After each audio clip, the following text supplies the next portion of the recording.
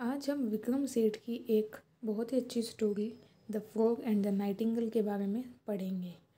वैसे तो इसके पहले मैंने विक्रम सेठ पर कोई वीडियो नहीं बनाया है, लेकिन लेट्स सी कि आज इसमें विक्रम सेठ के बारे में भी कुछ इंपॉर्टेंट इन्फॉर्मेशन हैं, आपको बहुत अच्छी लगेंगी। तो सबसे पहले उनका quote, never place your happiness in one's power, be just to yourself. वो बोलते हैं कि कभी भी अपनी हैप्पीनेस को इन वंस पावर मतलब किसी और की पावर में मत छोड़ो। मतलब ये कि कभी भी आपकी खुद की हैप्पीनेस आप ही से रिलेटेड होना चाहिए। ऐसा ना हो कि कोई और कुछ करेगा या कोई मेरे लिए अच्छा करके दिखाएगा तभी मैं उसके लिए तभी हैप्पी फील करूँगी या करूँगा। आपको खुद की हैप्पीनेस की पावर खुद के पास में होना चाहिए, किसी और के पास नहीं। बी जस्ट टू योरसेल्फ मतलब अपने आप से न्यायप्रिय रहें, अपने लिए न्याय करें, जस्ट रहें हमेशा। Vikram Seth. The son of a judge and a businessman, सेठ was raised in London and India। जो विक्रम सेठ हैं उन्होंने आधे समय तो वो लंदन रहे थे और इंडिया में भी रहे हैं। ये जो हैं ये बिजनेसमैन और जज के बेटे हैं। He attended exclusive Indian schools and then graduated from Corpus Christi College, Oxford. इस कॉलेज से उन्होंने ऑक्सफोर्ड से बीए किया था 1975 में। He received a masters degree in economics from Stanford University in US in 1978। तो 1978 में इनको ये मास्टर्स की इकोनॉमिक में मतलब एमए किया था इन्होंने इकोनॉमिक्स में। इस बात को ध्यान रखना, 1978 में किया था। Later he studied at the Nanjing University in China. He in 1987 he returned to India to live with his family in New Delhi।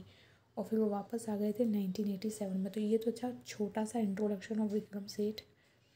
अब आते हैं आगे contrasting characters. The frog and the nightingale by a well known poet is an interesting fable. Fable होती है story, तो बहुत interesting एक story है which focuses on the cunningness of the so called musicians and critics. जो कि किसके ऊपर बेस्ड है? कनिंगनेस पे। कनिंगनेस का मतलब होता है धूर्त होना, किसी पर्सन का धूर्त होना, कपटी होना, इसको कहते हैं कनिंगनेस। तो वो कह रहे हैं कि ये कनिंगनेस पे फोकस करती है of the so called musicians and critics और म्यूजिशियंस के कपटीपन पे बेस्ड है। It shows that the fact of how some people kill the creativity of others in the name of rules and conventions. कुछ लोग क्या करते हैं ना, दूसरे लोगों की जो एक उनकी क्रिएटिविटी होती है उनमें, उसको ख़त्म कर देते हैं on the name of rules and convention. पुरानी बातों को ध्यान में रखते हुए रूल्स रेगुलेशंस को फॉलो करने के चलते। In this poem two contrasting characters the frog and the nightingale are beautifully portrait. Basically ये पोएम है, लेकिन इसको एज अ स्टोरी फॉर्म में मैं बताने वाली हूँ क्योंकि यूजुअली इसकी समरी ही एग्ज़ाम में आती है और आपको पता भी होना चाहिए। तो सबसे पहले आते हैं डोमिनेटिंग बिहेवियर।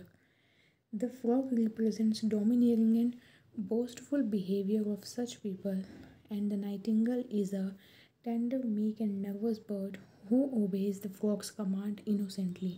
तो यहाँ पे जो फ्रॉग है ना, वो जो रहेगा वो पूरे टाइम रिप्रेजेंट करेगा डोमिनेटिंग नेचर को अपने। डोमिनेटिंग मतलब किसी और पे हावी होना, अपने उस बिहेवियर को दिखाएगा। और जो नाइटिंगेल होगी वो हमेशा नर्वस रहेगी और किसकी बातों को मानेगी? फ्रॉग की सारी बातों को मानती रहेगी। Nightingale the timid bird is so much impressed by the frog that she starts taking training from him. अब क्या करती है नाइटिंगेल? फ्रॉग से ट्रेनिंग लेने लग जाती है। अब आपको यहाँ पे ना एक बहुत फ़नी चीज़, मतलब कितनी अजीब सी बात है कि नाइटिंगेल खुद में इतना अच्छा सिंग करती है, लेकिन फिर भी उसे फ्रॉग से इसलिए ट्रेनिंग लेना पड़ रही है क्योंकि उसे खुद पे बिलीव नहीं है। तो this is the main theme in this. In order to exploit the nightingale, the frog overexerts her to death and succeeds in his trick of getting rid of his rival। वो क्या करता है, उसको मतलब मांगने तक की धमकी देता है और फाइनली उसको अपने रास्ते से हटाने की पूरी कोशिश करता है। Next is story in works. Works का मतलब होता है poem. The frog in the nightingale is a story in works. It describes how frog exploits a nightingale to earn money. Frog कैसे नाइटिंगेल को एक्सप्लोइट करता है for earning money. This fable shows how the bad training gives by the frog causes the death of the nightingale. मतलब जो बुरी training मिली थी उसको, उसकी वजह से उसकी नाइटिंगेल की मौत तक हो जाती है। The moral is that one should have confidence in one self and believe in one's own talent. खुद के टैलेंट में बिलीव होना चाहिए। तो this was the story. Actually इसका जो डिटेल्ड वर्जन है वो मैं अभी नेक्स्ट वीडियो में बनाने वाली हूँ। I hope you enjoyed it.